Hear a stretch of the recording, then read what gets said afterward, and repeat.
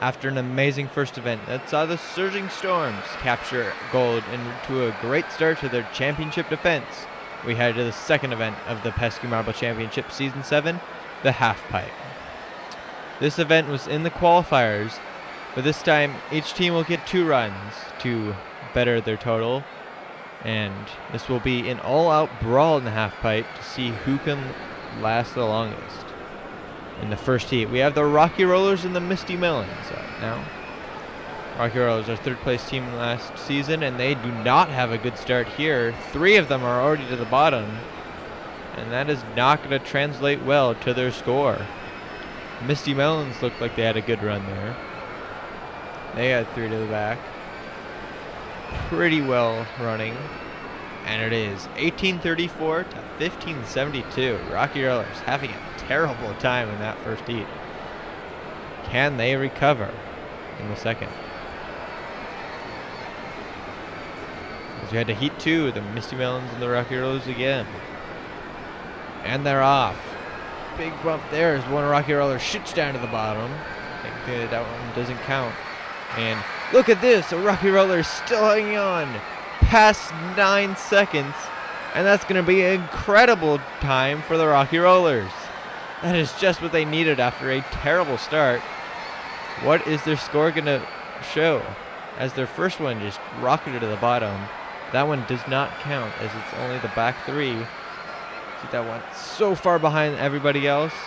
21-73, and the Rocky Rollers will take first place after an amazing run by one of their members. They finish with a 37-45, and that's going to be really hard to beat.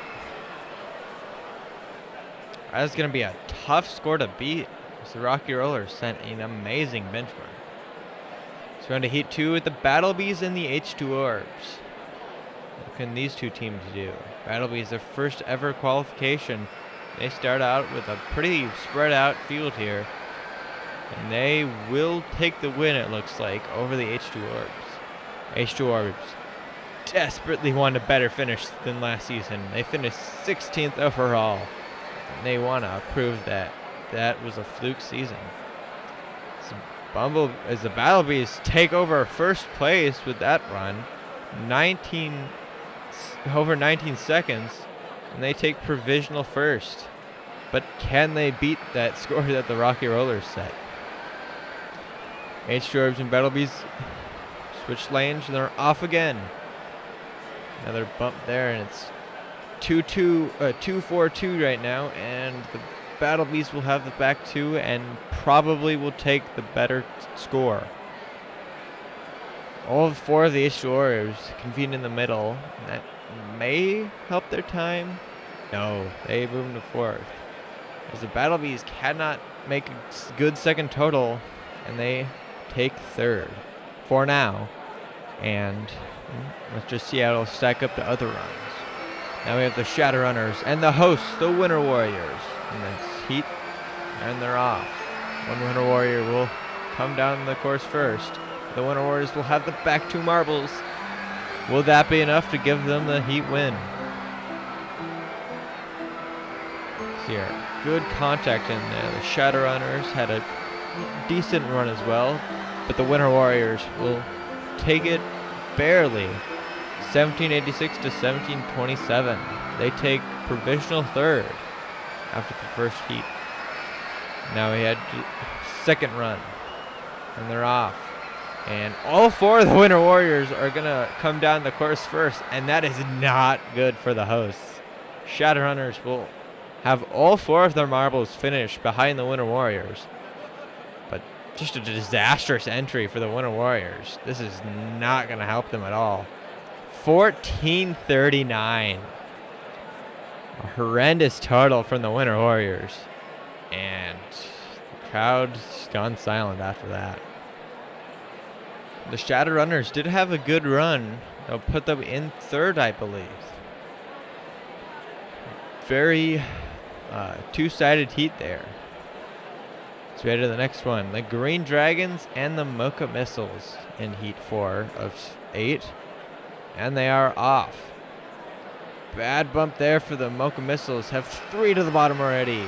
Green Dragons are going to have a good total there. Say have 3 back there, all past 6 seconds. Remember, you want to be shot to the right on that drop-in point. And it shows for the Green Dragons a 1920 puts them in provisional first after their first run. That is a very good run for the Season 5 champions who are looking to get back on form. Let's go right back up into the gate. Switch spots in the starting blocks, and they're off. A Mocha Missile shoots down to the bottom, and then there's 3 Green Dragons. Oh no, that's going to be a terrible total for them. It is not what they needed after a very good first total. Mocha Missiles are going to get a good score out of this, and they jump up to 4th after that with an 18.50. But the Green Dragons actually will get the better overall time. Or the scores are ranked out of the runs, so the Green Dragons did better overall. Now into Heat 5, the Violet Vortexes and the River Rapids. Fast drop in here as 2 of each team have already finished, and the River Rapids will get the last marble in the Halfpipe. It's going to be a very close heat there. A lot of contact there, shooting marbles side to side in the initial drop-in point. And it's actually a terrible total for the Violet Vortexes. They fall at 9th. River Rapids are in 6th with a 17-16. Scene here. Just marbles going every single direction. Just trying to stay in the Halfpipe as long as possible. The second run of this heat. And they're off. And River Rapids already have 1 to the bottom. 2 for each team finished, and the Violet Vortexes will probably get the heat win with a good back 2 marbles there. So River Rapids just shot 1 right to the bottom. That one doesn't count, but the Violet Vortexes will get the win, 1878 to 1623, and they will take the spot over the River Rapids, getting a better total.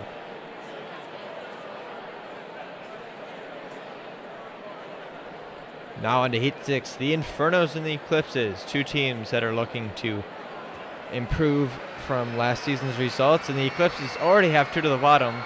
Look at this. All the marbles are holding on really well. Infernos will have 1 past 7 seconds. And they'll drop in point. The Eclipses just sent 2 to the bottom instantaneously. That second marble will not help them at all. Well, the Infernos go to P1. 1970. That is an amazing run for the Infernos.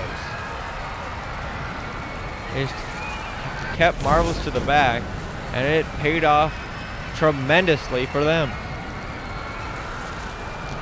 Now on to the second run. Can the Eclipses claw back some time on the Infernos? They drop in.